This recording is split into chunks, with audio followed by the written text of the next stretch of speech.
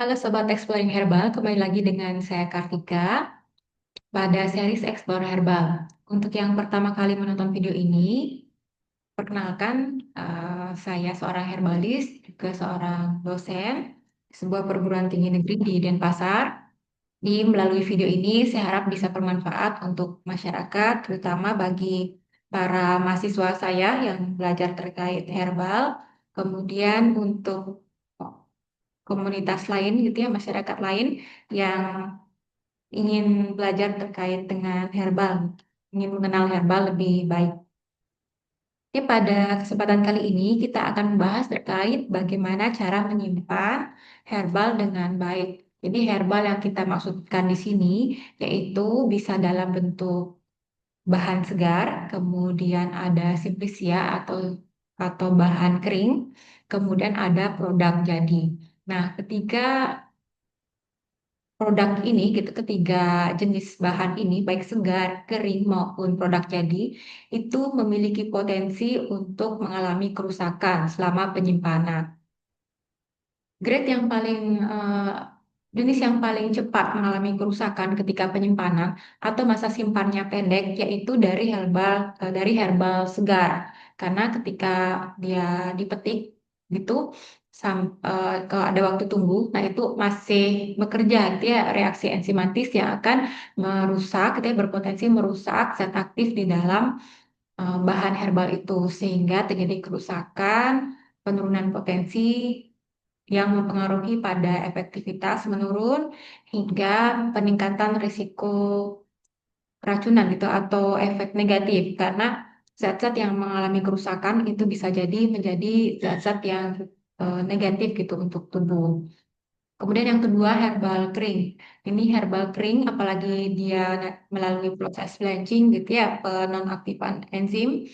Kemudian dikeringkan dengan tahapan yang baik, dengan proses yang baik, dikelola dengan baik, maka masa simpan gitu atau eh, apa namanya faktor-faktor lingkungan itu lebih sedikit mempengaruhi kualitasnya dibanding tadi herbal segar. Jadi herbal segar yang paling cepat rusak itulah kita bilang, kemudian yang kedua herbal kering, dan terakhir adalah produk jadi gitu. Kenapa produk jadi yang paling terakhir? Karena produk jadi ini biasanya sudah diformulasikan khusus untuk memperpanjang masa simpan, eh, untuk menjamin mutunya gitu ya, tidak hanya saat di tangan konsumen, tapi selama distribusi hingga ke tangan konsumen. Jadi bisa ditambah zat pengawet gitu ya, juga penstabil lainnya. Tuh. Nah, mengapa materi terkait penyimpanan ini penting gitu ya? Karena tadi herbal itu biasanya kita gunakan untuk obat. Efek obat itu biasanya berasal dari zat aktifnya dan zat aktif ini bisa mengalami kerusakan gitu ya. Bisa karena suhu, karena panas, karena cahaya, karena eh, hewan, oke, dari serangga atau hewan pengerat dan berbagai faktor lainnya. Jadi bisa rusak. Sehingga penting adanya kita untuk tahu tentang materi ini. Karena penyimpanan yang tidak tepat tadi penurunan atau kerusakan zat itu bisa mempengaruhi atau menurunkan efektivitas. Jadi efek terapinya turun gitu ya. Jadi tidak sebaik yang kita harapkan. Kemudian bisa ada produk eh, sampingan gitu yang muncul pada degradasi tersebut yang dapat menyebabkan hal yang tidak diinginkan. Kemudian berpeluang mengalami kontaminasi. Nah, kontaminasi ini juga bisa membahayakan tubuh kita dan herbalnya tidak bisa digunakan lagi. Jadi kita rugi gitu ya, rugi waktu, rugi tenaga menyiapkannya dan juga tentunya rugi secara eh, dana. Nah, saran terkait penyimpanan itu mulai dari pemilihan wadah.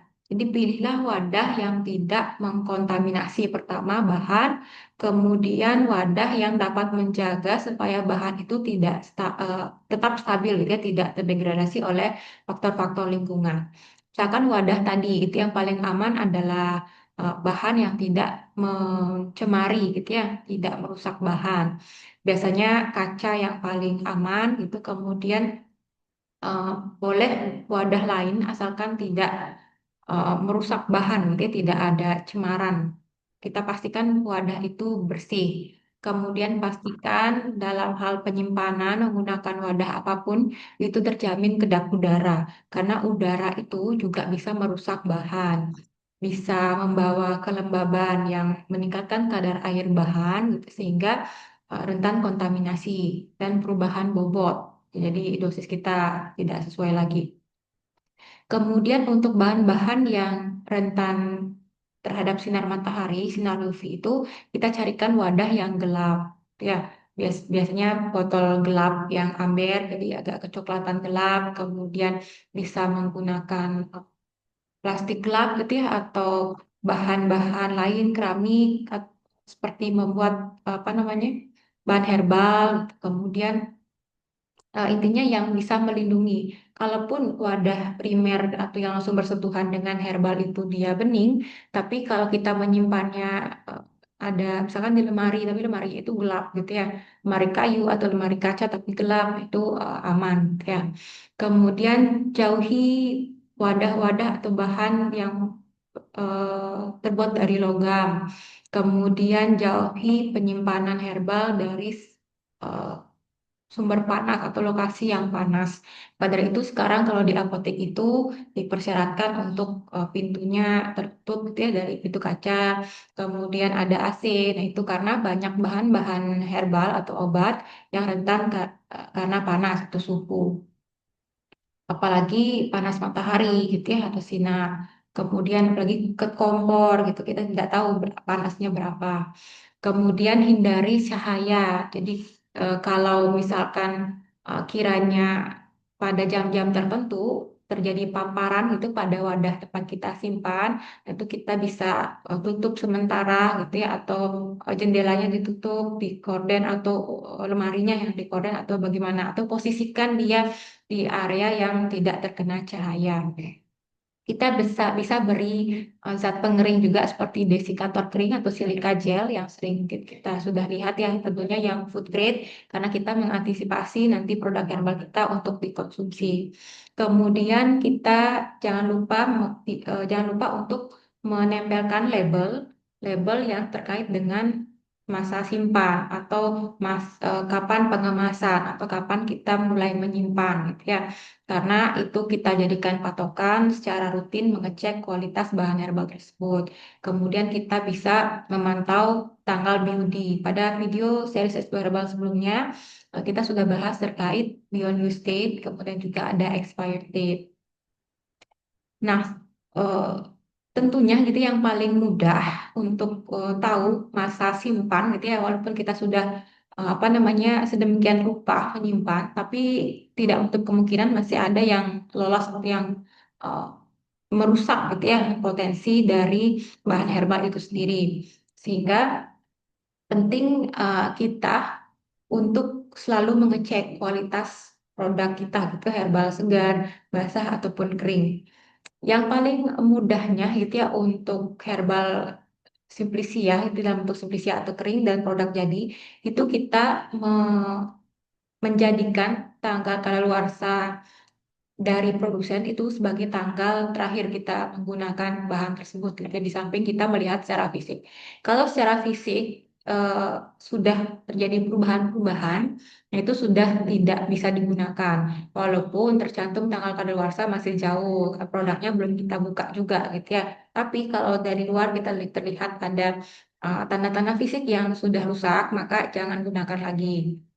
Kemudian kalau sudah kita buka kemasannya, kita gunakan tanggal beyond use date gitu ya. Jadi tanda-tanda fisik pertama, kalau tidak terjadi tanda-tanda fisik, tetap kita tidak boleh menggunakan. Kita ikuti tanggal beyond use date atau expired date.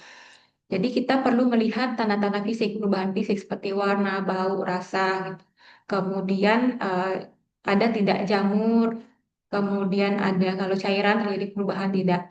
Nah, tanda-tanda perubahan atau kerusakan fisik pada sediaan itu sudah kita bahas pada video bionistik dan expired date. Nanti bisa uh, tonton di video tersebut. Kemudian kita perlu jaga-jaga juga tadi terkait penyimpanan itu ada peluang hewan pengerat gitu ya, sehingga walaupun wadah kita sudah bagus, tapi kita harus tetap menjaga lingkungan sekitar tempat penyimpanan. Karena bisa jadi ada hewan-hewan kecil gitu ya, misalnya Simplicia itu sering dimakan oleh hewan-hewan kecil, serangga-serangga atau kumbang-kumbang kecil. Atau ada Simplicia yang kiranya enak gitu untuk konsumsi, bisa dimakan oleh tikus gitu ya, atau serangga-serangga lain. Jadi kita pastikan selain wadah yang langsung bersentuhan dengan Simplicia itu bersih dan cocok, kita juga pastikan lingkungan sekitar itu bersih gitu ya, bersih dan jauh dari hewan. Oke, sekian untuk tips dalam penyimpanan bahan herbal. Kita kembali lagi di video series Explore Herbal berikutnya, tentunya masih di topik seputar herbal.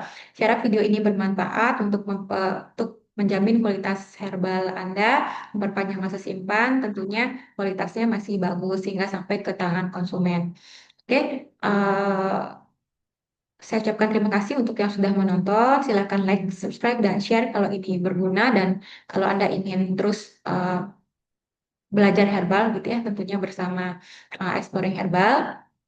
Untuk video ini, saya ucapkan terima kasih sekali lagi. Kita ketemu lagi di video series Explore Herbal berikutnya.